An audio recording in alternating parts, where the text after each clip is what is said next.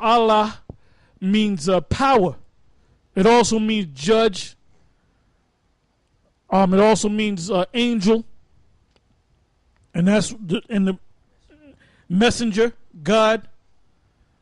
So he was talking about the angels, the ones that dwell in the spiritual realm. It says, for this cause the king was angry and very furious, and commanded to destroy all the wise men of Babylon. And the decree went forth that the wise men should be slain, and they sought Daniel and his fellows to be slain.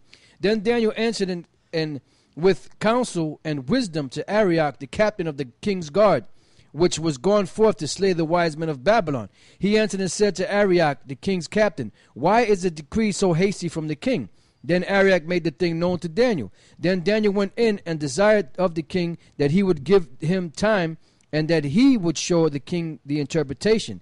Then Daniel went to his house and made the thing known to Hananiah, Mishael, and Azariah his companions, that they would desire mercies of the Most High of heaven concerning this secret, that Daniel and his fellows should not perish with the rest of the wise men of Babylon. Then was the secret revealed unto Daniel in a night vision. Then Daniel blessed the power of heaven. Daniel answered and said, blessed be the name of the power forever and ever, for wisdom and might are his. And he changeth the times and the seasons. He removeth kings and setteth up kings. He giveth wisdom unto the wise, and knowledge to them that know understanding. He revealeth the deep and secret things. He knoweth what is in the darkness, and the light dwelleth with him. I thank thee and praise thee, O thou power of my fathers, who has given me wisdom and might, and has made known unto me now what we desired of thee. For thou hast now made known unto us the king's matter. Therefore Daniel went in unto Arioch, whom the king had ordained to destroy the wise men of Babylon. He went and said thus unto him, destroy not the wise men of Babylon, bring me in before the king, and I will show unto the king the interpretation. Then Arioch brought in Daniel before the king in haste, and said thus unto him, I have found a man of the captives of Judah, that will make known unto the king the interpretation.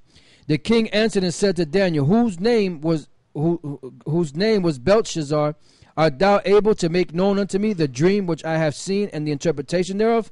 Daniel answered in the presence of the king and said, the secret which the king hath demanded cannot the wise men, the astrologers, the magicians, the soothsayers show unto the king.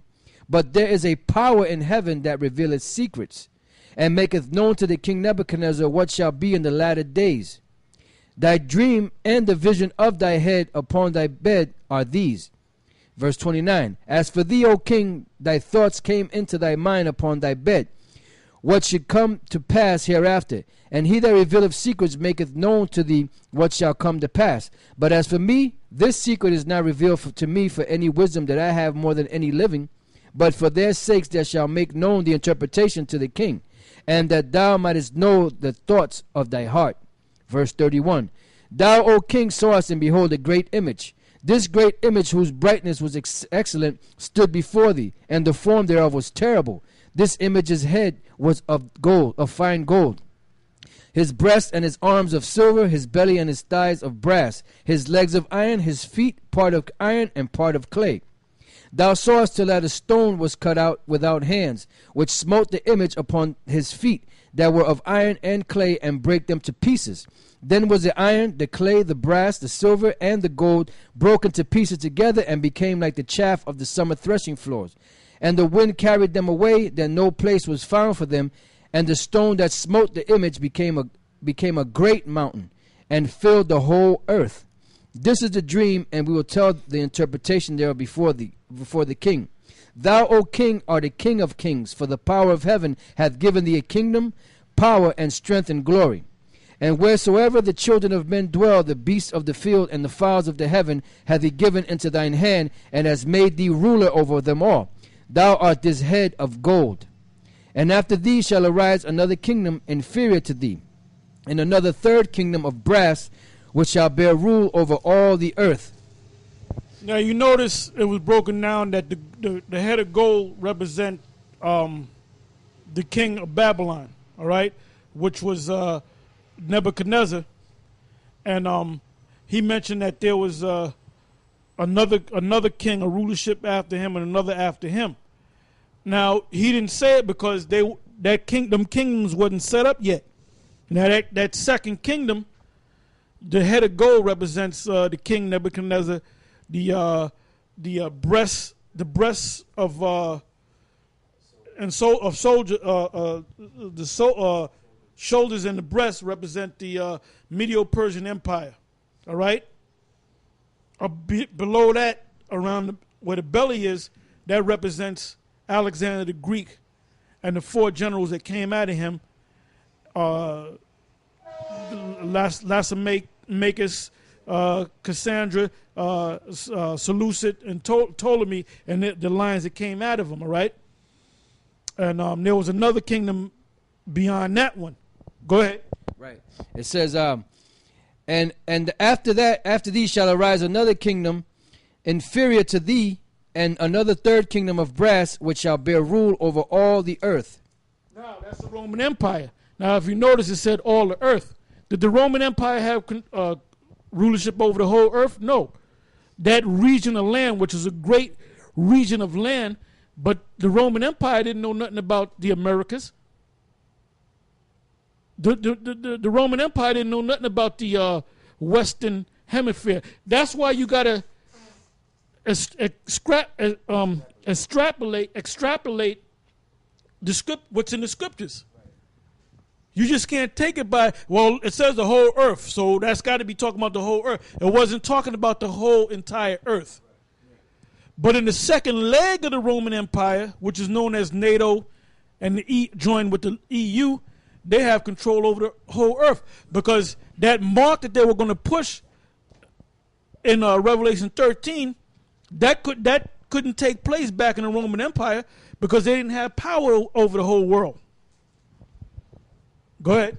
Right. It says, verse 40, and the 4th kingdom shall be strong as iron, for as much as iron breaketh in pieces and subdueth all things.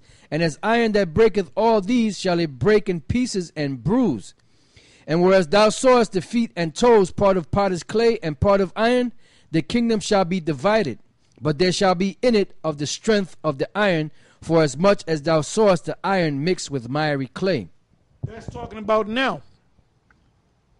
That's talking about NATO, the member nations of NATO, which includes the United States. That's their military force, and the EU, which are all Europeans, Edomites.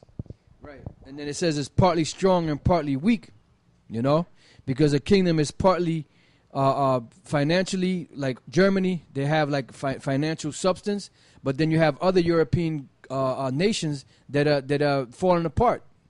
That's the part. And so this is coming to, as we read it, this is coming to pass. And it really escalated back in 2009 with Greece. And Greece, you got people out in Greece still rioting, man. You got now you got the people in Turkey, they're rioting against their leaders. All because of what? Economic reasons, man. And that's going to come over here too. Go ahead. Right, it says, and as the toes of the feet were part of iron and part of clay, so the kingdom shall be partly strong and partly broken.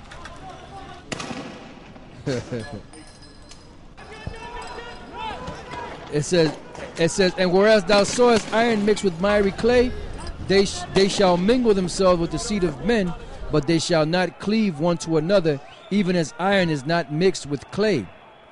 And in the days of these kings shall the power of heaven set up a kingdom, which shall... How is the kingdom being set up? By us going out there speaking this word, man. When you see them different camps out there, that's the kingdom of heaven being...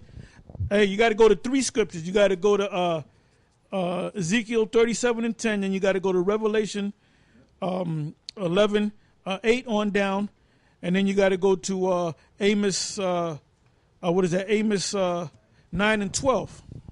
Yep, I got the one in Ezekiel 37 and 10. Because we should really be calling ourselves the house of David. That's right. Because the Most High is gathering the house of David.